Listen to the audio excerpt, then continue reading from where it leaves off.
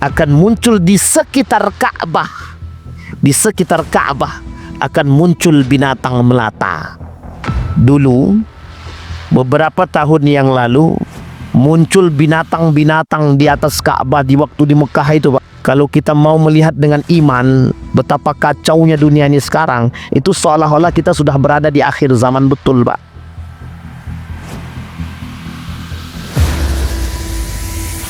Baik Bapak Ibu sekalian yang berbahagia, di dalam surat Ad-Dukhan Allah berkata atau Allah berfirman dalam surat Ad-Dukhan ayat 10 sampai 13 yang tadi kita bacakan. Fartaqib yawma ta'tis sama'u bidukhanin mubin. Kata Allah, maka tunggulah hari ketika langit membawa kabut yang nyata yang meliputi manusia. Inilah azab yang pedih. Mereka berdoa kepada Allah, ya Tuhan kami, ya Rabb, kata mereka, Rabbana ikshif anna azaba inna mu'minun. Ya Tuhan kami, lenyapkanlah dari kami azab itu. Sesungguhnya kami adalah orang-orang yang beriman. Anna lahumul al-dhikra wa qad ja'ahum rasulun mubin.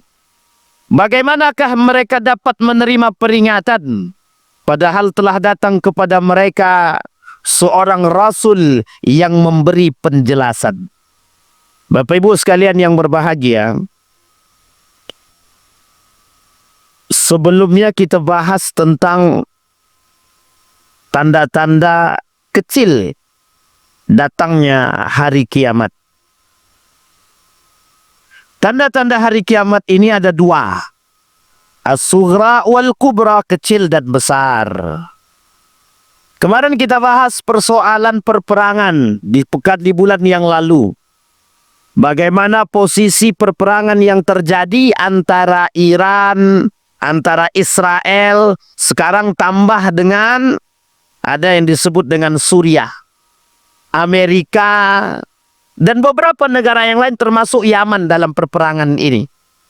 Tujuannya satu, memerdekakan Palestina agar kelak Palestina ini masuk dalam kategori negara yang sejahtera dan kembali merdeka seperti sedia kala.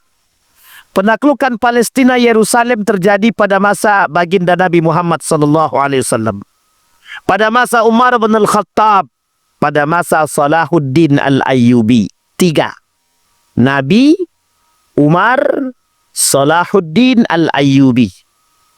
Maka sekarang terjadi gempuran besar di tengah umat muslim hari ini dengan berbagai macam ledakan letusan yang terjadi oleh para penjajah negara Palestina bumi pertiwi, yang ketika ini akan menjadi persoalan bagi kita di mana keberpihakan orang-orang beriman. Tapi kita ingin bahas malam hari ini adalah tanda hari kiamat. Terima kasih, Imam. Tanda datangnya hari kiamat, yang sebelum kiamat itu datang, ada tanda yang lebih besar daripada tanda-tanda yang kecil itu. Allah sebut dalam Al-Quran, dukhanum mubin, kabut asap yang akan menyelimuti manusia. Kabut asap yang akan menyelimuti manusia.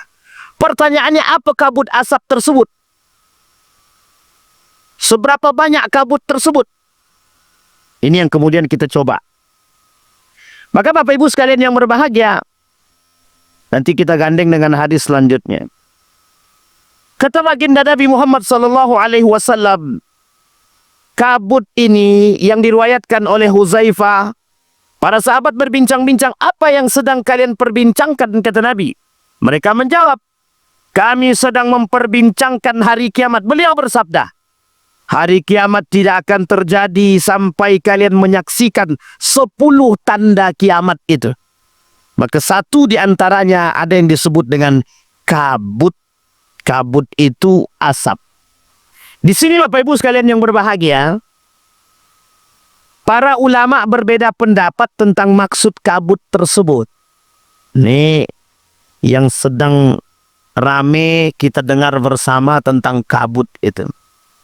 Sebagian ulama berpendapat kabut yang disebutkan dalam ayat tersebut adalah kesusahan dan kelaparan yang menimpa orang-orang Quraisy sampai Rasulullah sallallahu alaihi wasallam berdoa kepada Allah. Ya Allah, dalam tiga doa. Ya Allah, jangan engkau biarkan umatku mati dalam keadaan kelaparan. Alhamdulillah, doa yang pertama Allah jawab. Orang-orang Arab ketika itu tak ada yang miskin, tak ada yang mati dalam kelaparan. Sekarang begitu juga. Kalau kita bagian daripada umat Nabi Muhammad SAW yang beriman kepada Allah, mesti tak mati dalam keadaan kelaparan. Tak mati dalam keadaan kelaparan. Orang yang beriman kepada Allah tak takut akan kekurangan. Kata Nabi dalam hadis Qudsi, ya Bani Adam, la takhafanna min dhiqi rizqin fa inna khazaini mulanatut. Hei orang-orang beriman, jangan pernah kalian takut dengan harta yang sedikit. Karena sesungguhnya orang beriman tak akan pernah takut itu, Pak. Karena dia yakin Allah yang punya pembendaharaan dunia. Jadi kata Nabi berdoa, ya Allah, jangan engkau biarkan umatku mati dalam keadaan kelaparan, yang beriman. Maka orang beriman yang yakin akan kuasa ilahi tak akan mati dalam kelaparan. Sekarang saya tanya nih Bapak Ibu nih, ada yang mengeluh sangat dengan kelaparan kita sekarang? Kalau mengeluh tak ada salah, manusiawi. Tapi mengeluh tidak boleh dibarengi tanpa iman. Artinya apa? Ya Allah, dalam kondisi kami yang sangat berkekurangan ini, ya Allah, kami bermunajat kepadamu, ya Allah, tunjukkan kami jalan agar kami dapatkan rezeki yang halal. Nah, itu yang paling penting. Nindak, ya Allah, engkau sudah cabut rezeki kami, besok aku mencuri aja lah, kata dia. Itu masalah tuh, Pak. Sampai di sini paham? Jadi makna kabut tersebut, kata sebagian ulama, maknanya adalah kelaparan dan kesusahan bagi kaum Quraisy. Sehingga Nabi berdoa. Doa yang kedua, jangan engkau buat hamba-hambaku kekeringan. Berdoa Rasulullah, kemudian turun hujan. Tapi ada doa yang ketiga yang tidak Allah kabulkan. Ya Allah, jangan engkau buat umatku berpecah belah antara satu dengan yang lain. Allah tak kabulkan, Pak. Kenapa Allah tak kabulkan? Karena kasus perpecahan umat itu terjadi. Sekarang nampak kita terbukti, Pak. Allah tak kabulkan. Biar manusia itu tahu penyebab manusia berpecah belah itu apa. Sehingga kita dituntut oleh Allah untuk berjihad menyatukan umat yang berpecah belah. Ini umat muslim saling berpecah belah sekarang. Kita punya peran menyatukan. Tidak usah kita bertikai hanya gara-gara duit. Yang tak beriman, Pak, mesti berkelahi dia. Kalau dia tak punya duit, tak punya iman, ya, mesti berkelahi dia. Persoalan lapak saja itu bisa bunuh-bunuhan. Mau lapak parkir, mau lapak apapun dibunuh, ya Pak. Persoalan duit kalau tak punya iman. Tapi kalau punya iman, dah, insya Allah tidak. Itu makna yang pertama. Kemudian makna yang kedua, Masruq bin Al-Ajad menuturkan, suatu waktu ketika kami sedang duduk bersama Abdullah bin Mas'ud, tiba-tiba datang seorang dan berkata, hai Abi Abdurrahman. Ada seorang penutur kisah menuturkan serta mengira bahwa ad-dukhan turun lalu mengambil nyawa orang-orang kafir dan menyebabkan penyakit flu bagi kaum mukminin. Abdullah bin Mas'ud pun duduk lalu berkata kepada mereka dengan berang tu marah. Apa kata Abdullah bin Mas'ud? Jangan asal ngomong. Kalau tidak tahu lebih baik katakan wallahu a'lam bis-shawab. Kata Abdullah bin Mas'ud. Kata Abdullah bin Mas'ud, kalau tidak tahu maksud dukhan tersebut, jangan asal ngomong. Katakan wallahu a'lam bis-shawab. Nah, ini perkataan Ibnu Mas'ud. Kemudian kata para ulama, kemudian diriwayatkan, aku tidak meminta upah sedikit pun dari kalian atas dakwaku, kata Rasulullah.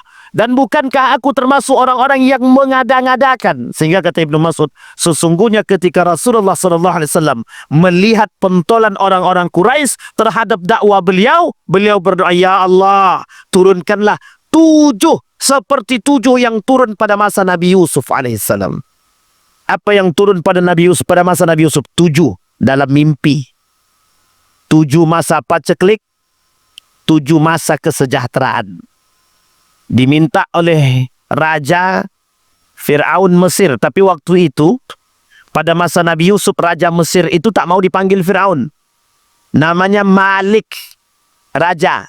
Karena Fir'aun pada masa Nabi Yusuf ini berbeda silsilah keturunan. Memang sama-sama dari Mesir. Yang satu Mesir kota, yang satu Mesir pesisir. Nah, yang Mesir pesisir nih yang jadi raja pada masa Nabi Yusuf. Sehingga dia tak mau dipanggil Fir'aun. Karena sebenarnya Fir'aun itu nama lain daripada Raja Mesir. Tapi pada masa Nabi Yusuf tak mau dia. Raja itu tak mau dipanggil Fir'aun. Dia dipanggil Malik saja. Singkat cerita, ada dalam mimpi. Raja bermimpi 7 persoalan 7 tersebut. Oleh Nabi Yusuf disampaikan 7 masa paceklik dan akan datang 7 masa kesejahteraan. Maka kata Nabi Yusuf, pada masa itu kumpulkan banyak-banyak, akan datang 7 masa paceklik, kita harus dengan yang kita tanam tadi, itu akan kita tuai. Yang kita simpan tadi bisa mengatasi persoalan. Nabi berdoa demikian. Nah kemudian, paceklik pun melanda mereka hingga tak ada yang tersisa sampai-sampai mereka memakan kulit bangkai karena kelaparan. Ketika salah seorang dari mereka melihat ke langit, didapati kabut pekap yang hitam di sana yang membuat mata manusia sakit. Ini pandangan yang kedua. Tadi pandangan pertama kelaparan. Pandangan yang kedua kabut tersebut adalah kabut beneran yang membuat mata sakit. Ibnu Mas'ud juga menyampaikan ada 5 tanda kiamat yang sudah terjadi. Ada 5 tanda kiamat yang sudah terjadi. Al-Lizam, Ramawi, perang besar, terbelahnya bulan, dan kemunculan kabut. Disampaikan oleh para ulama. Yang pertama Al-Lizam. Al-Lizam kata para ulama, dijelaskan dalam firman Allah, tetapi bagaimana kalian beribadah kepadanya padahal kalian sedang mendustakan ayatnya, bahwa yang dimaksud oleh Al-Lizam di situ azab yang Allah berikan kepada mereka. Dianggap kabut. Yang kedua, Romawi. Penaklukan Romawi sudah terjadi. Kemudian perang besar. Sudah juga terjadi Bizantium, Persia. Babilonia, Persia. Konstantinopel, sudah perang besar semua. Tapi akan ada perang yang lebih besar daripada itu semua. Kemudian terbelahnya bulan baginda Nabi Muhammad SAW. Sudah. Maka yang terakhir kemunculan kabut. Oleh Ibnu Mas'ud dianggap pada masa Nabi Yusuf itu adalah kabut yang sesungguhnya. Sebagian besar para ulama berpendapat bahwa kabut adalah tanda kiamat yang belum terjadi. Dan masih ditunggu kemunculannya. Tanda ini akan muncul menjelang hari kiamat. Ini adalah pendapat Ali bin Abi Thalib, Ibnu Abbas, dan Abu Sa'id Al-Khudri. Abu Huzaifah, Abu Al-Hafiz, Ibnu Katsir mendukung pendapat ini berdasar pada hadis-hadis yang sahih.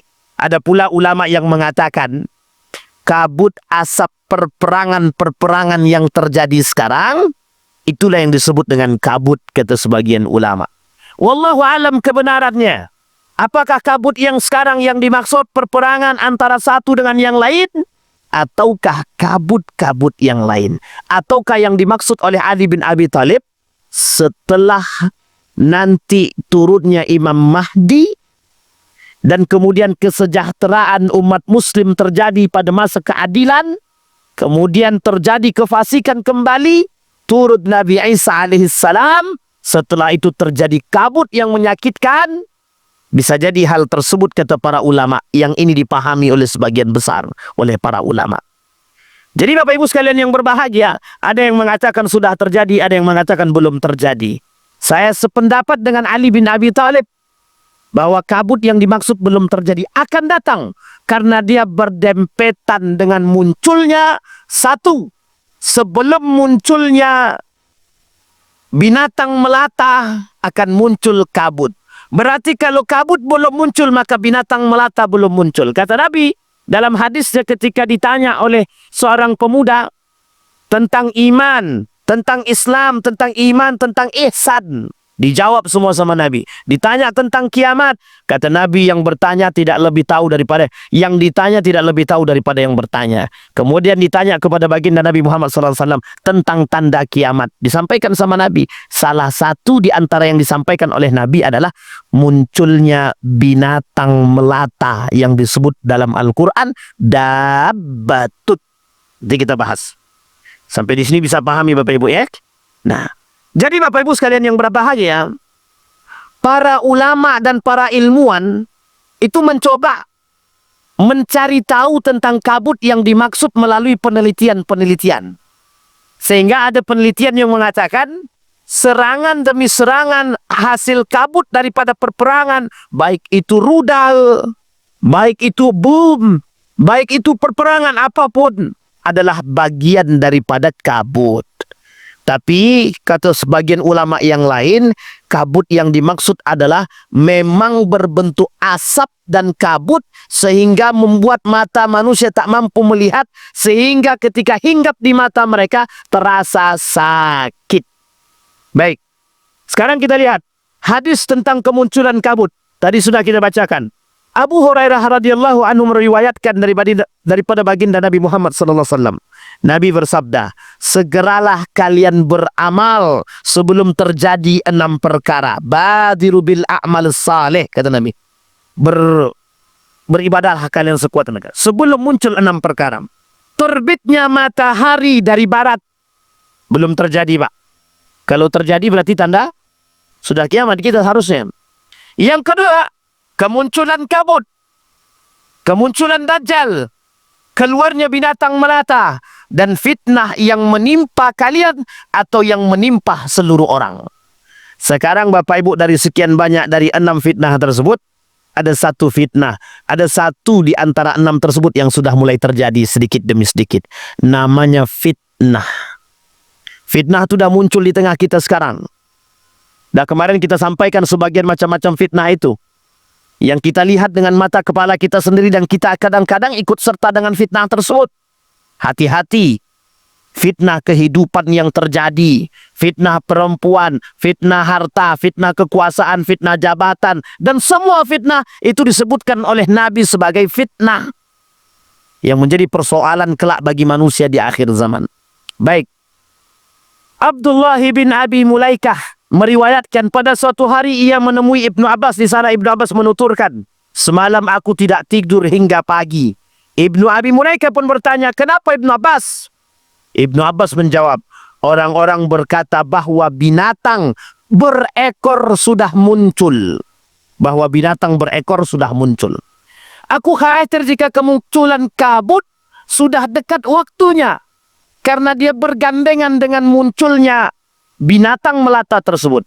Karenanya aku tidak bisa memejamkan mata. Aku takut kedatangan kiamat sementara aku belum siap terhadap kedatangan kiamat tersebut. Jadi Bapak Ibu, itu Ibnu Abbas, sahabat Nabi, takut dia, khawatir dia, sampai tidak bisa tidur memikirkan akan kedatangan kiamat. Dia takut ketika kiamat datang, dia belum dalam keadaan beriman. Sekarang manusia sekarang, mau kita sebut kiamat depan mata, orang tak percaya. Alah, masih lama lagi kiamat tuh, katanya. Jadi masih enak dia buat dosa maksiat itu. Masih enak dia mencuri, masih enak dia mabuk, masih enak dia berzina, dan lain sebagainya. Sehingga mereka tak fikir tentang hal tersebut. Kata mereka, masih lama kiamat itu lagi, katanya. Coba bayangkan, itu manusia sekarang. Memang derajat keimanannya tak sama dengan para sahabat. Harusnya kalau tak sama tingkat keimanannya dengan para sahabat, harusnya jauh lebih takut daripada sahabat itu sendiri. Sampai kekhawatiran Ibnu Abbas tersebut sampai membuat dia tidak bisa tidur, saking takutnya akan kiamat datang sementara dia dalam keadaan belum betul-betul beriman. Nah, Bapak Ibu sekalian yang berbahagia, maka bisa kita simpulkan bahwa kedatangan kabut tersebut, dukhad, Kalau sebagian ulama akhir zaman mengatakan sebentar lagi kabut itu akan datang, katanya. Kenapa mereka berani mengatakan demikian? Tanda-tanda kedekatan kabut tersebut sudah mulai terasa, katanya. Nah, yang kedua, tanda akhir zaman atau tanda kiamat besar yang kedua, itu munculnya databbatun. Allah sebutkan dalam Al-Quran. Kata Allah, wa idza waqa'al qawlu 'alaihim akhrajna lahum dabbatan minal ardi tukallimuhum, kata Allah, annan nasa kanu bi ayatina la yuqinun. Apa kata Nabi? Kata Allah dalam Al-Quran. Kata Allah dalam Al-Quran, dan apabila perkataan telah jatuh atas mereka, kami keluarkan sejenis binatang melata di bumi yang akan mengatakan kepada mereka bahwa sesungguhnya manusia sudah tidak lagi percaya kepada Allah. Mereka tak beriman kepada Allah. Maka binatang tersebut berbicara, hei manusia, mengapa kalian berpaling dari Allah? Nah, ini kalau sudah muncul binatang itu berarti tanda kiamat semakin sangat dekat sekali. Semakin sangat dekat sekali. Kemudian kata para ulama, ayat di atas ini itu berbicara, ditafsirkan oleh sekian banyak para ahli mufassir. Ada yang mengatakan bahwa binatang itu akan berbicara kepada manusia layaknya seperti kita berbicara dengan manusia itu sendiri. Jadi ketika ada manusia sedang bermaksiat, berpaling dari ketaatan kepada Allah, binatang tersebut datang dan berbicara, mengapa kalian tidak beriman kepada Allah dan mengapa kalian menolak kebenaran Allah? Dia berbicara layaknya manusia berbicara. Layaknya manusia berbicara. Kemudian ada pula yang berpendapat bahwa binatang tersebut akan melukai manusia. Sebab dalam perkataan tersebut, dalam kaidah bacaan tersebut, dari Sa'id bin Jubair, Asim Al-Jahdari mengatakan bahwa prosesi perkataan tersebut diambil dari perkataan yang tidak semisal. Artinya, kata mereka, kata para ulama, bisa jadi bersifat kiasan. Baik. Dalam Abu Raja Al-Atridi memaknai kalimat tukallimuhum dalam ayat di atas, pengertiannya adalah taklimuhum, yang artinya melukai. Jadi nanti binatang melata itu kata At-Tridi, itu nanti dia menyakiti kita. Binatang tersebut menyakiti kita. Tapi Al-Mawardi wa Sa'labi menyebutkan sifat-sifat aneh binatang tersebut. Tanpa berdasarkan pada satu dalil pun sepertinya, kepalanya adalah kepala banteng, telinganya seperti telinga gajah, dan lain sebagainya. Dan ini diambil dari pemahaman Syekh Abdul Qadir Al-Jailani juga mengatakan hal yang sama. Kelak binatang melata itu, kata dia, kepalanya kepala banteng, telinganya seperti telinga gajah, dan lain sebagainya. Tapi kata para ulama mayoritas, bahwa sesungguhnya binatang melata itu adalah binatang yang nanti keluar dari perut bumi. Yang ketika keluar dari perut bumi, dia melata, berjalan, merangkak. Dan kemudian ketika dia lihat manusia tidak beriman kepada Allah atau menyimpang dari ajaran Islam, dia berbicara. Sebagian ulama besar, mayoritas ulama berpendapat dengan seperti yang saya katakan. Kenapa demikian? Karena kalimatnya dalam Al-Quran, fil ardi. Nah, ini yang kemudian dipersoalkan oleh sebagian ulama yang lain. Bisa jadi dari perut bumi muncul binatang, bisa jadi di dalam bumi. Bukan hanya di dalam bumi ini, tapi bisa jadi kita ini. Apa maksudnya? Maksud sebagian para ulama, ada yang mengatakan, dan para ilmuwan juga mengatakan sebagian, yang dimaksud dengan binatang melata ini, yang bisa berbicara, drone yang terbang. Tahu Bapak Ibu drone yang terbang? Drone terbang ini, itu bisa berbicara. Bisa menyensor manusia. Bisa melihat manusia. Bisa dia tahu nih, Pak Imam, ditengok data dia lengkap semua. Lengkap semua data dia. Bisa jadi seperti itu. Bahkan sekarang Bapak Ibu teknologi canggih, secanggih-canggihnya Pak. Ada robot yang bisa melakukan sesuatu. Robot bisa masak. Robot bisa pergi ke pasar. Robot bisa belanja. Robot bisa cuci piring. Oleh sebagian mengatakan, kemunculan teknologi adalah bagian daripada munculnya binatang melata.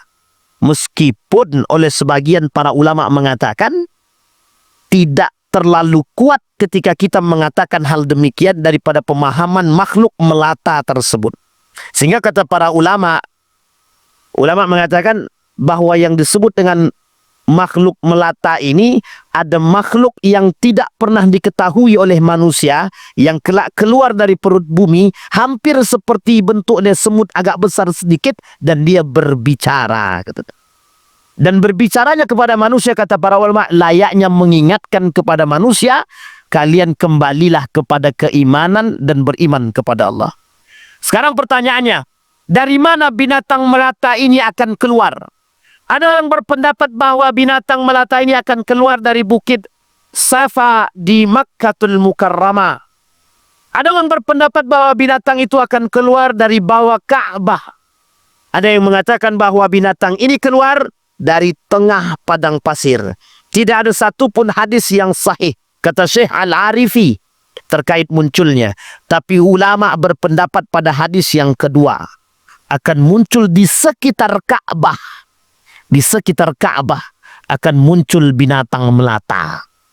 Dulu, beberapa tahun yang lalu, muncul binatang-binatang di atas Ka'bah di waktu di Mekah itu, Pak. Muncul binatang banyak, Pak. Oleh sebagian dianggap bahwa binatang ini sejalan dengan binatang melata tersebut.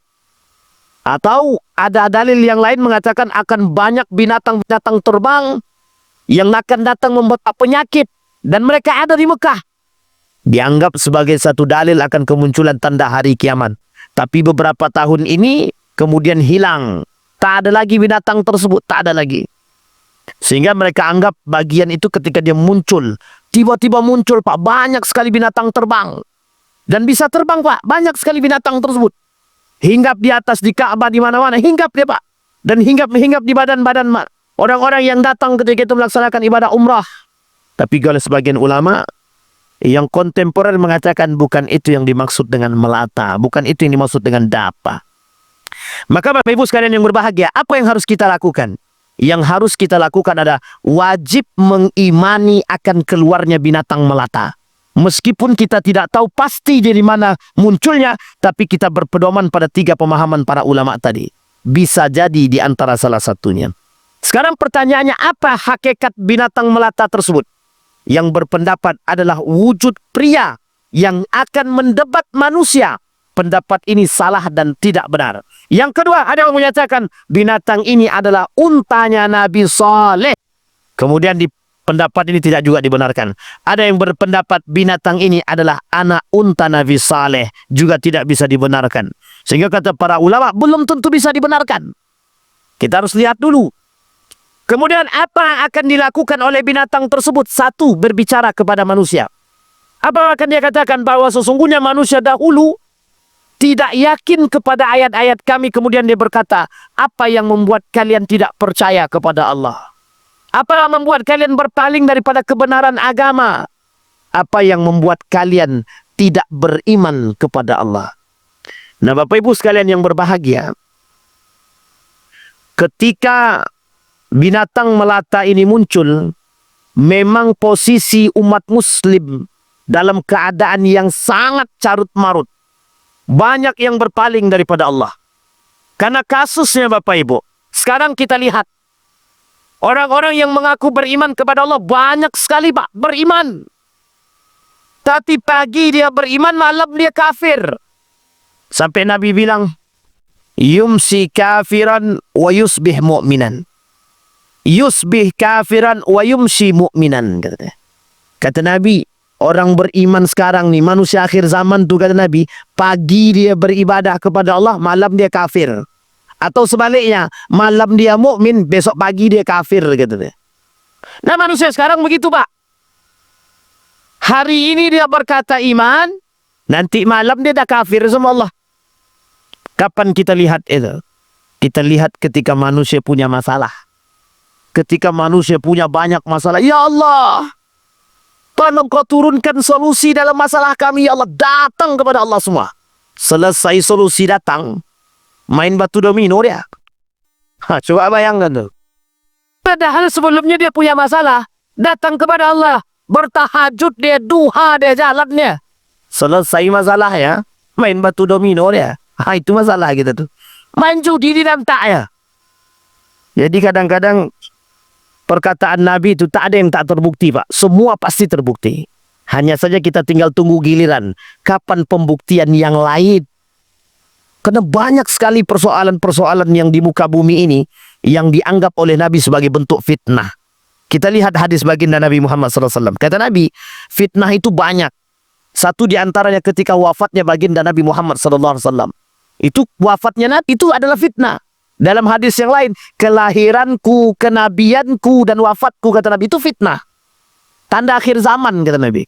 Coba bayangkan. Bayangkan ketika Nabi wafat, banyak kali manusia ibtada'an nas waliddin. Banyak manusia lakukan perbuatan-perbuatan bid'ah dalam agama. Sehingga kadang-kadang beriman, besoknya kafir. Kita ambil contoh ya, kita ambil contoh. Hari ini, sholat subuh bareng.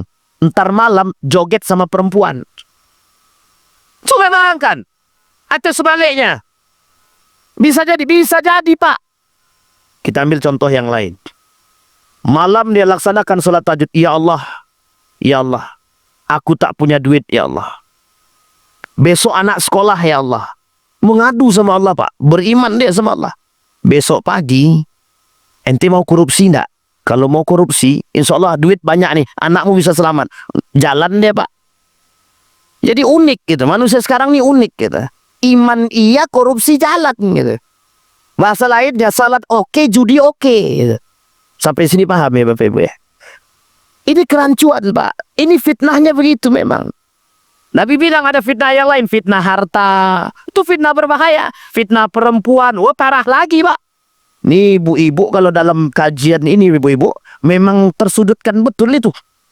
Memang ibu-ibu tuh fitnah betul itu perempuan tuh, Pak. Fitnah betul itu. Kata Nabi, adar wa azam, fitnah yang paling berat, yang paling besar, yang paling berbahaya. Fitnah perempuan gitu ya. Wattaqun nar, jauhi dan takutlah kalian kepada api neraka. Wattaqun nisa, dan takutlah kepada fitnahnya perempuan gitu ya. Itu setelah Nabi wafat itu. Tapi sebelum Nabi wafat tak ada muncul fitnah tersebut, tak ada. Kenapa tak muncul fitnah-fitnah tersebut? Nabi tinggal berdoa kepada Allah, ya Allah, jagalah imannya hamba-hambaku. Allah jaga, Pak. Ya Allah, jangan matikan mereka dalam keadaan kelaparan. Tidak. Ya Allah, jangan biarkan mereka dalam kekeringan. Tidak. Allah berikan semua, Pak. Coba bayangkan, Nabi berdoa sudah. Tempat bertanya jelas. Ya Rasulullah, apa hukumnya maulid Nabi? Itu kalau ditanya akan masa Nabi, Pak. Cuman pada masa Nabi, tak ada yang bertanya tentang maulid Nabi. Makanya sekarang berkelahi, Pak. Masalahnya, kalau mau silakan, tak mau ya udah selesai. Cuman yang menjadi masalah bukan persoalan maulid Nabi ya, Pak. Dalam maulid Nabi itu ada jogetnya, Pak. Ada biduannya. Itu masalah tuh, Pak. Fitnahnya di situ.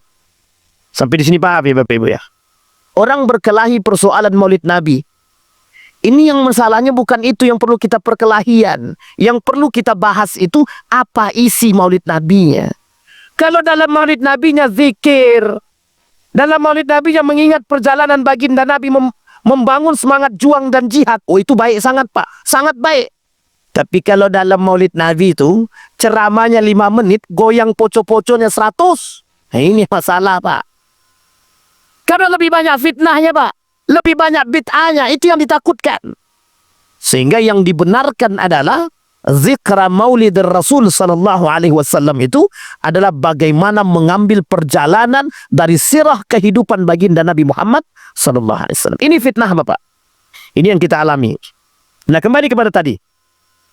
Apa yang dibicarakan oleh binatang tersebut mengingatkan kita, hei manusia, yang engkau telah berpaling daripada Allah, kembalilah, berimanlah kepada Allah.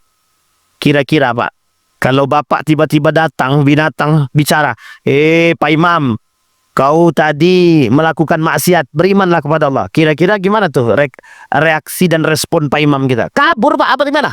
Gitu. Tapi bukan begitu, Pak. Orang beriman, dia tak akan kabur karena dia tahu. Orang beriman mesti tahu, Pak. Tapi orang yang tidak beriman, mereka akan merasakan bagaimana mereka harus kembali kepada keimanan. Kemudian, menandai manusia dengan cap dari besi panas. Sehingga binatang itu akan meracap stempel. Ini bukan, ini mohon maaf ya, bukan tukang sekretaris yang bawa stempel palsu, bukan ya. Ini bukan. Nanti dia tanya, ditengok dia. Oh, si Ridwan, mukmin dia, kasih stempel mukmin. Oh, ini kafir dia, kasih stempel kafir. Begitu, Pak. Nah, yang dapat stempel kafir akan diingatkan kembali kepada Allah, kembali kepada kebenaran. Ada yang percaya dan ada yang tidak percaya. Setelah itu binatang ini akan memberikan tanda kepada manusia berupa stempel dari besi yang panas.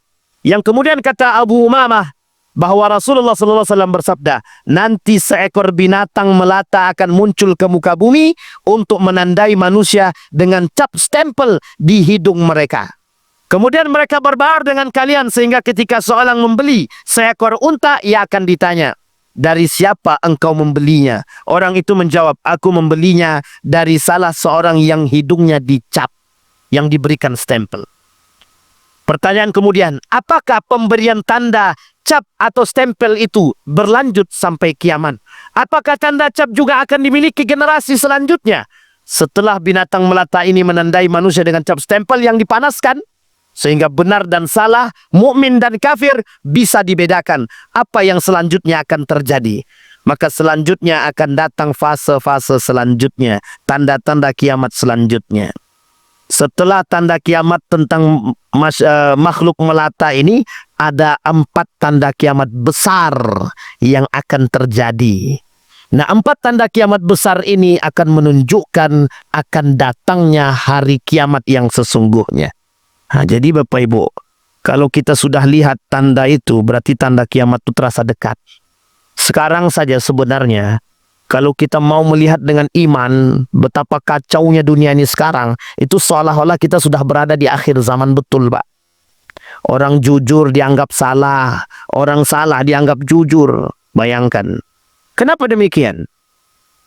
Karena memang persoalannya, Pak. Ini sampai jam berapa nih? 8 menit lagi? Oh ya, Alhamdulillah. Ini kalau tak diingatkan lewat di Pak Imam, bahaya nih. Jadi Bapak Ibu, sekarang nih kita harus melihat dengan mata iman. Kalau kita tak lihat dengan ilmu dan iman, kita terjerumus, Pak. Kita tidak tahu, Pak, tidak bisa. Sekarang nih kita sulit membedakan mana yang salah, mana yang betul. Mana yang beriman, mana yang kafir, kita tidak tahu. Mana yang munafik, mana yang mumin, kita tidak tahu, Pak. Semua sholat, Pak. Semua sholat. Tapi kita tidak tahu tuh yang sholat beneran itu, yang betul-betul mukmin itu yang mana, nggak tahu kita. Sehingga ketika binatang melata itu datang, itu memberi stempel itu. Oh, tahu kita bisa kita bedakan ini mukmin, ini kafir itu. Tapi sekarang kita tidak bisa, Pak, membedakan mana yang kafir, mana yang mukmin, mana yang munafik, mana yang tidak. Itu kita tidak tahu. Pengkhianat dianggap amanah, yang amanah dianggap pengkhianat, itu kata Nabi. Sanawatun khadda'at, gitu. Masa-masa tipu daya. Nah, Bapak Ibu sekalian yang berbahagia, yang bisa membuat kita bertahan kejujuran kita pada diri kita sendiri akan keimanan kita. Dari mana nanti kita bisa tahu? Kalau kita bertemu dengan makhluk tersebut, maka kita akan tahu bahwa kita ini beriman atau tidak. Tapi kita perlu kejujuran pada diri kita untuk tetap istiqamah dalam keimanan. Maka kata para ulama, kata Nabi dalam hadisnya, badiru bil a'mal as-salih. Siapkan dirimu, kuatkan dirimu dengan amal-amal yang soleh. Kenapa demikian? Karena persoalannya kalau engkau tidak soleh, maka engkau akan bersama dengan orang-orang kafir atau kaum munafik. Tapi kalau engkau yang saleh, maka disitulah pertanggungjawaban dan ketahanan kita dalam menghadapi fitnah akhir zaman sebelum datangnya hari kiamat. 2 dari persoalan tanda kiamat besar sudah kita sampaikan. 1 kabut, yang kedua makhluk melata. InsyaAllah kita akan sampaikan tanda-tanda kiamat besar yang lain yang kita barengi dan dengan tanda-tanda kiamat kecil yang lain. Mudah-mudahan kita semua termasuk orang-orang yang istiqamah dan menjaga keimanan dan ketakwaan. Amin ya rabbal alamin. Fa'tabiru ya ulil absar la'allakum tuflihun. Assalamualaikum warahmatullahi wabarakatuh.